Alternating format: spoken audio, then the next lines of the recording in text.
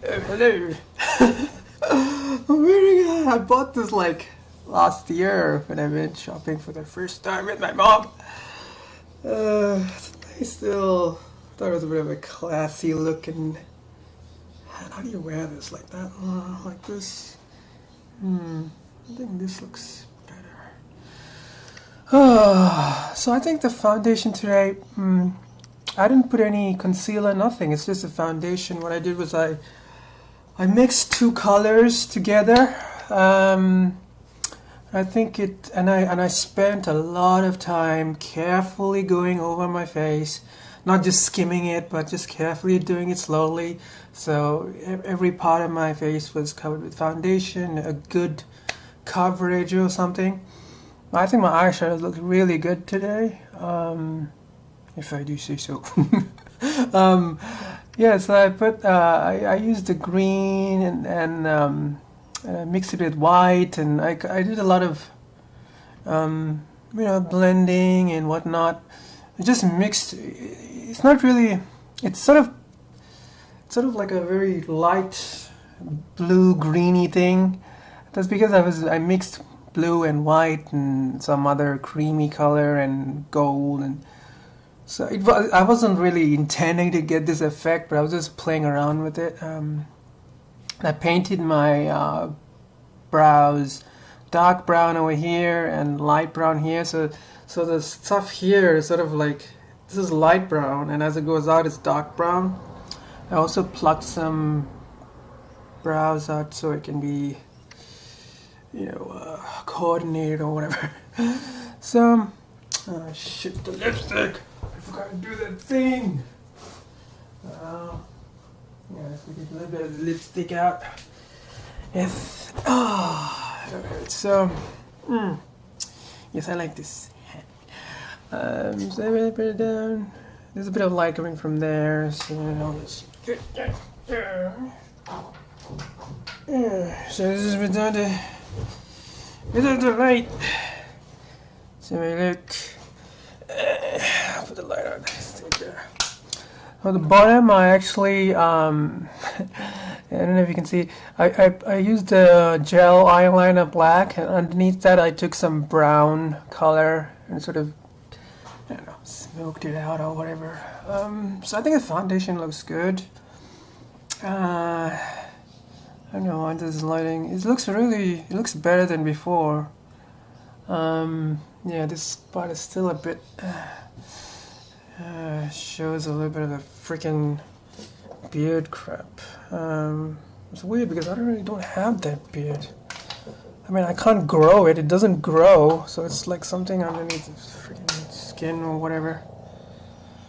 It's fucking disappointing. Depressing. Oh fuck. So I spent like almost 2 hours on it. Let me see. I was listening to this music. Oh fuck. No, I spent about 1.5 hours. Yeah. This lady, she was playing Chopin. I know it sounds chop-in, but it's actually pronounced Chopin or something. I don't know. Complete nocturnes. So I'm just going to relax a bit now. So, did my normal routine. What do? I get up. Oh, today I got up a bit late, 8 o'clock. Oh, that's why it's taking such a long time.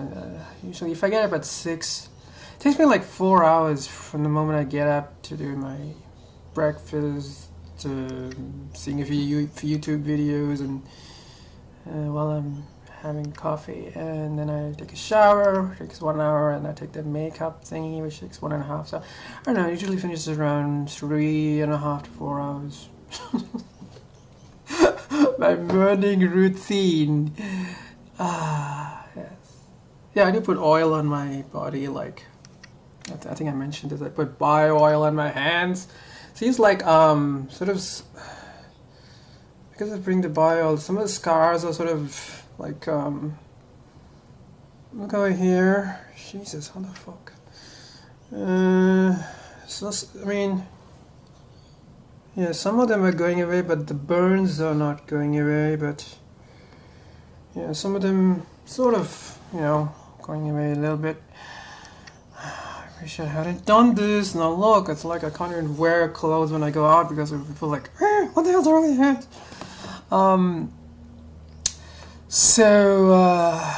God, I was thinking about, sweet almond oil, almond oil, on my calves and my torso, my back. So, so I'm all oiled up. Just to make my, on my feet too, because my skin gets very dry, so I thought the oil might keep it moisturized and whatnot. I use coconut oil to remove just the eye makeup.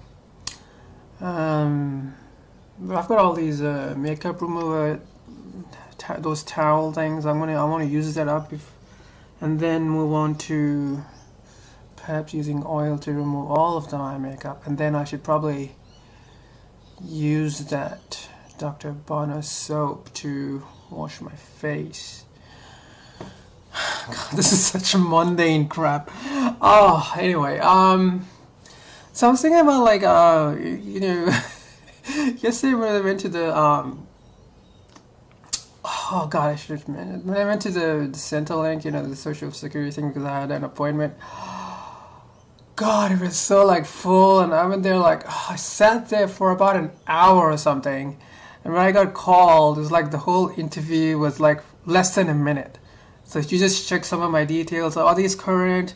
Are you looking for a job? And I said, yeah, okay, then that's it. Like less than a minute. Like I had to wait for an hour for an interview that was like less than a minute. It's like, oh God. Anyway, so I was like, I'm just thinking about this. My whole like, my whole sexuality or whatever is like. I mean, I've always been emotionally attracted to men. All right. But for some reason, I don't know, maybe it was because of my hormones, like I found women physically attractive, but I've noticed that,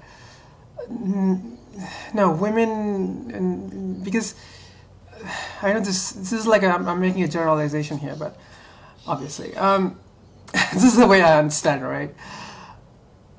I am looking for the same thing that most women are looking for. You know what I mean? In terms of an emotional kind of thing, women are looking for like the men. Like they usually like, I don't know. They've got this energy about them. They're very. I don't know how to explain it. It's like I am looking for like. I can't be this one who's taking charge in a relationship. And I've noticed this in the one relationship which I had, the serious relationship, and my other like interactions with girls. And it's kind of complicated by the fact that I found them physically attractive, but on an emotional level, no. I think it was more like a friend thing. But because there was that physical attraction, it sort of confused things for me, Whereas now, because I think because of my change in the hormones, because of my testosterone is basically 0 or less than 1, and I better keep it there. And my, the estrogen or whatever is, going up and up. I've noticed that I'm finding men physically attractive as well. And it's like, it is so, I don't know how to explain it. It's like when I look at guys now, it's like, hey, I feel like I'm really different from them now. Like before, I'd be like, oh, my body is very masculine and I probably had, testosterone hormones or whatever. So I couldn't see myself as that much different from guys in the physical sense. Whereas with girls, I would say, oh, I am different from a girl physically, like, the body, whatever.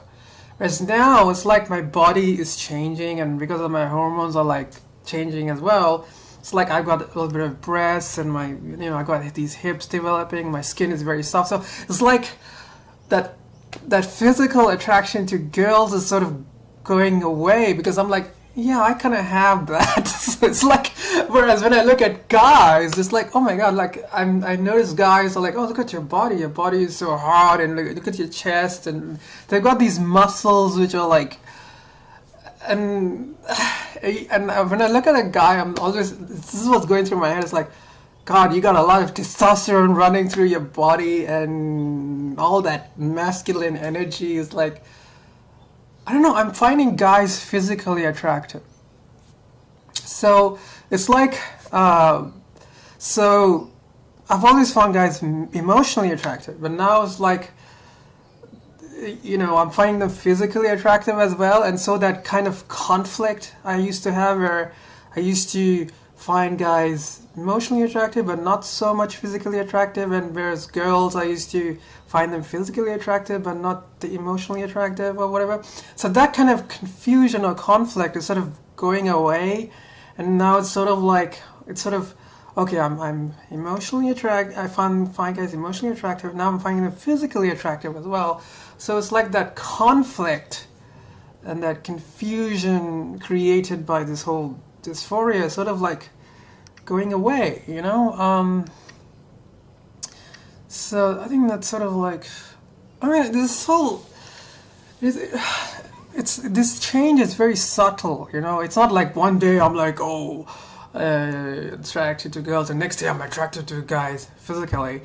No, it's not like that. It's a very subtle change. It's very like on a subconscious level or something. It's also perhaps got to do with self-confidence, because I see my body changing. I feel more like a girl.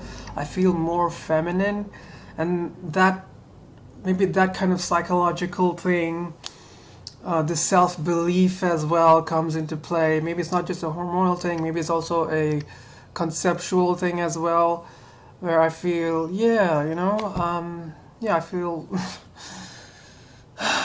I feel like this is the right thing. Like I'm going down this path, and it's sort of getting a little bit better and better. It's like that conflict, that dysphoria is sort of going away. It's like my mind and my body is sort of coming together. Which is why I'm definitely gonna get this surgery. I mean, I spoke to my mom about it yesterday, and she was also saying, yeah, it would be good for you to get the surgery. So I'm going to get the bottom surgery. So I need to save around $20,000, because that's how much it's gonna cost. So I want to get it within, I don't know, sometime next year maybe. So if I get a job, save some money, and I want to do it soon. I don't want to leave it too far, because I'm 35 right now. I want to. I mean, I could be dead tomorrow, but whatever. I'm gonna talk as if I'm gonna live for a few more years at least. So yeah, I don't want to have this whole penis issue. It's like, really complicates things, and I just don't want to have that issue. I don't want to have to deal with it.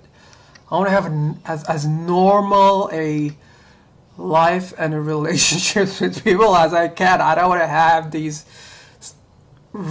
really fucked up situations where I have a penis, and how the hell am I going to be with a man? It's like, no, what the fuck? I don't know. So anyway, I'm definitely getting the surgery. It's just like, I just need to find the funds, and I also I think I need to get recommendations from 2 psychiatrists, and one of them has to have a PhD. So, and I also have to live full time as a woman for 1 year. So I gotta check into that. How do I show them that I'm living full time? What the fuck? How do I do that? I'll talk to my endocrinologist. He might know about that. Yeah, this eyeshadow is really good. It's like, really came out nice today. I was so slowly and meticulously spending on, okay, I'm gonna do this slowly. I'm not gonna rush this. Yeah. So, yeah, Yeah, I don't want to have a complicated life. I mean, I just don't want to have this emotional confusion, conflict. God, I want my life to be simple. Psychologically, emotionally, I want some simplicity in my life. I don't want. God, I don't want all of these confusing feelings of what. All right, so that's my rant. Um, okay, another thing I want to talk about. I don't know if I don't like talking about this topic, but it was on my mind, so I thought I'll just rant about it. It's got to do with this thing. I mean, I don't feel good talking about it, but I don't know if I should talk about it. But it's all to do with like the games people play, and see, I'm not really the sort of person who likes playing games, and because I don't know, I feel like I'm a very vulnerable person, and I don't like playing games with people. I don't like hurting people. It's not something I like doing. I mean, unintentionally hurt them, but I don't like going out to consciously hurt people. So anyway, like, I don't know. It's not good to play games with people's feelings, right? It's not good to play games with people's feelings, because people can get hurt. I know I can get hurt. I know other people can get hurt. So I don't like playing games. I don't like doing that.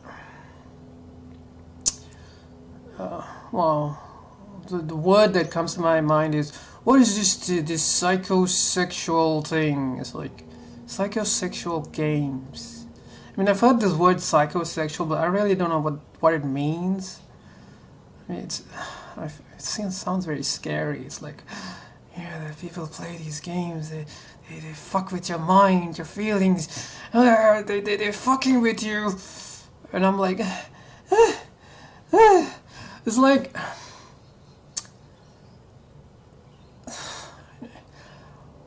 I don't know how to talk about this. It's not a good topic.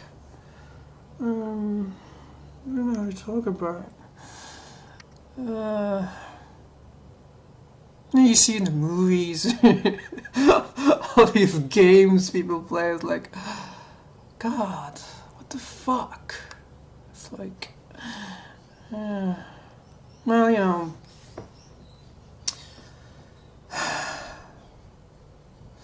why do I get affected by it though, you know? I guess if you're emotionally vulnerable, let's say you're emotionally vulnerable, you know, you can get affected. Why do they have the word psycho and sexual? I think it has to do with psychology and sexuality, so it's obviously some kind of a complicated dynamic involving power, whatever. I was thinking to myself, why do people engage in these games? Maybe because they're bored, or maybe because they're this gives some people some kind of a entertainment, or it gives them a rush, or maybe they're insecure, or whatever. Maybe it's just I don't know why people do it. I don't like doing it, but I've sort of found out that I can't help but I can't help but sort of respond sometimes. It's like maybe it works on a subconscious level for me, where I'm consciously not trying to play these games, but maybe subconsciously my brain does something and I end up responding in a way that, it's just...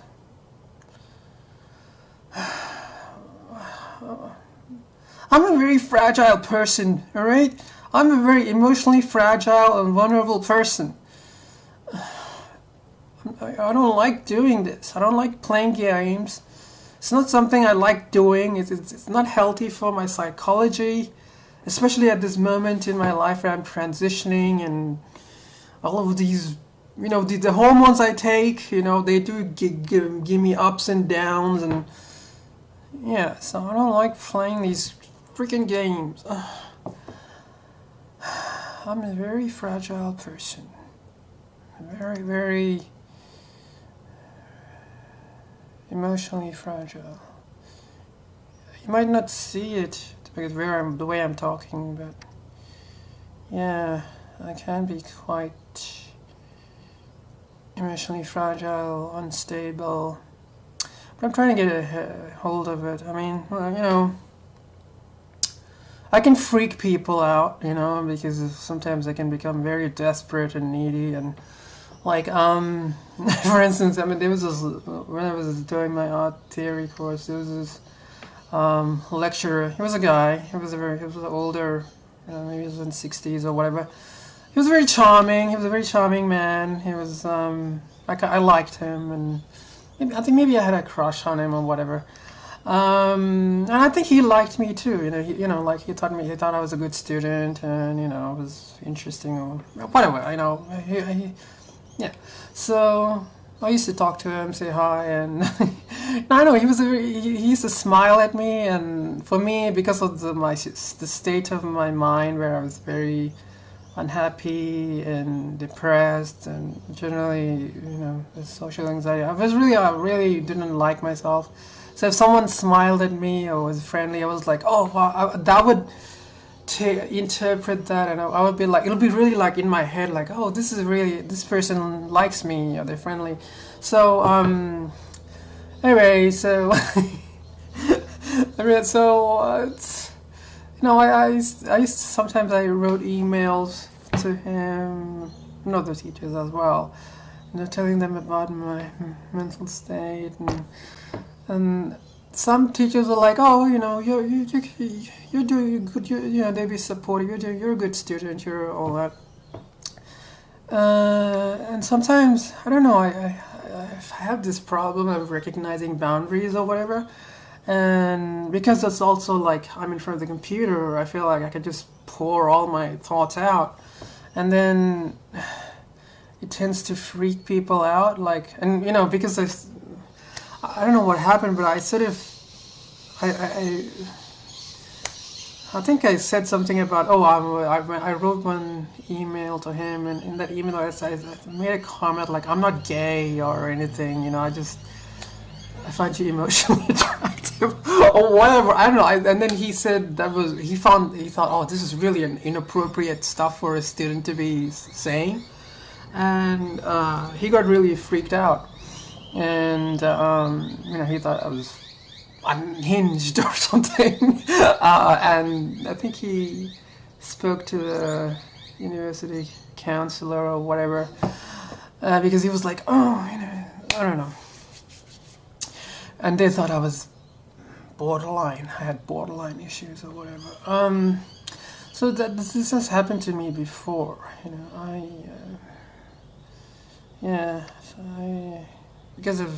But I feel like now I'm becoming more stable because I'm doing my transitioning, and I feel like, okay, I'm a girl, I'm a woman. I don't have to deal with this whole crazy confusion about, I just can't. I hate the expectations people place on me because they see me as a male.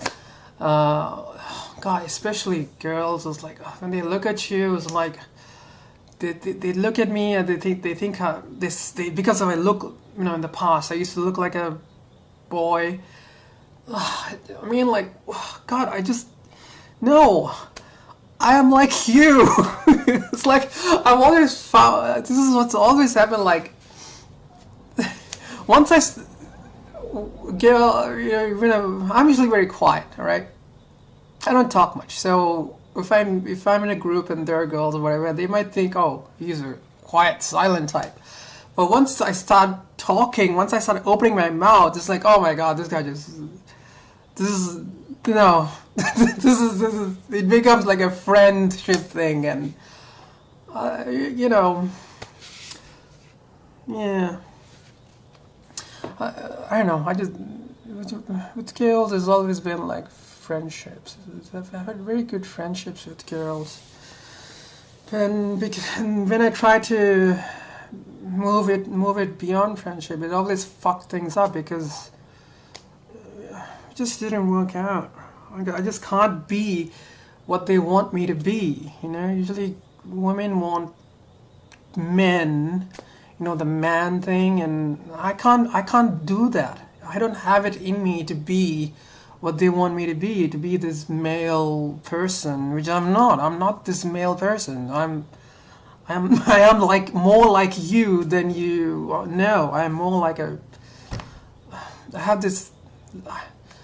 Let's just say, for argument's sake, there is this thing called a female mind and a male mind. I don't know if they exist, but let's just say they exist. And I'm like this. I have this female mind, and I want to be with a guy who you know, yeah. I've never had a relationship. I've had. There was this moment where I had this relationship with this guy, and it didn't last long, but yeah, it was nice. He was a real guy. He was a straight guy, and yeah, I'm not gay. I am a female, straight female in a male body. which is what it is, and so yeah, I need to get that surgery quick. I think the quicker I get the surgery, the better I'll feel, because I'll have less issues, less psychological issues. Anyway, this whole just feel like talking about these things, and I mean, you know, my dysphoria still comes every now and then. You know, it's not like completely gone or whatever. So when I feel dysphoric, I just allow myself to feel it. You know, I don't suppress it. I just let it come, and it goes away. Usually, yeah. So I don't like talking about these heavy topics. I just want to wear makeup and wear clothes. I want to make those videos. I don't like making these topics which go into my psychology because it's so emotionally draining. Ew. No. Anyway, this is my life.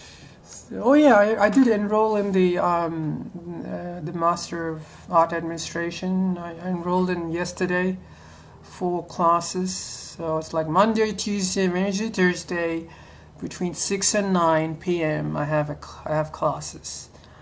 Yeah, so I'll be starting that. When the hell does it start? I think it starts next month. So yeah, I'll be starting that. That's like 1.5 years. So my plan is to get work, and that the classes will be in the evening. So hopefully I can find a day job, and then I can do the classes. And then the idea is to save up money for 1.5 years, and do this course at the same time. So probably next year sometime I might have the money to do the surgery, and hopefully I'll finish this course. So that's an art administration. It's a very practical, hands-on course. It's like one of the courses is actually an internship. You have to do an internship in a gallery or something. So yeah, I think they help you find an internship. So it's very practical about learning how to work in the art gallery, museum, or library kind of situation. The administration, you know, like this with this degree, you might, you know, work for an arts festival or whatever, you know. So it's a very practical thing. Usually people who do art theory do this. So I mean, so I did my art theory, my law degree, and now I'm just going to do this art administration, and hopefully I really, you know, I can get a good job after that and start repaying my loans, damn it. and contribute to the community. So, you know, so I have to give things back, you know. So, but yeah, I really want to get a job, because I want to save up money for my surgery, because that's like an important thing for me. So, yeah, so that's like one of my big priorities now, to get that surgery done. So hopefully I can manage it. Hopefully I can manage it. Yeah, this what? Oh God. Yes, I'm wearing this skirt. I'm wearing this skirt thingy. It's not. I was wearing it before. I like this skirt. It's nice. Nice skirt there. Yeah, this top is very nice too. It's very colorful and whatnot. Okay, enough of the long rant. Yeah. I think I'm generally a nice person, you know.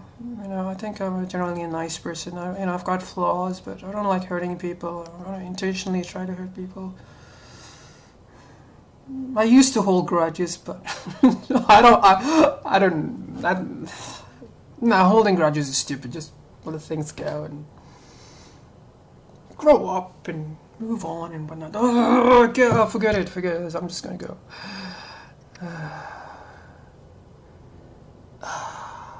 I think I'm an okay human being. I mean, I've got flaws, you know.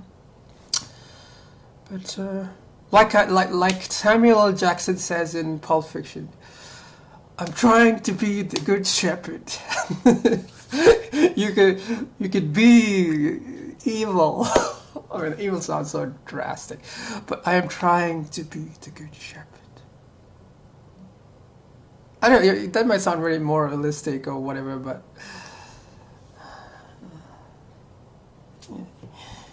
yeah. I gotta go now. I gotta eat some food. I'm tired. Yeah.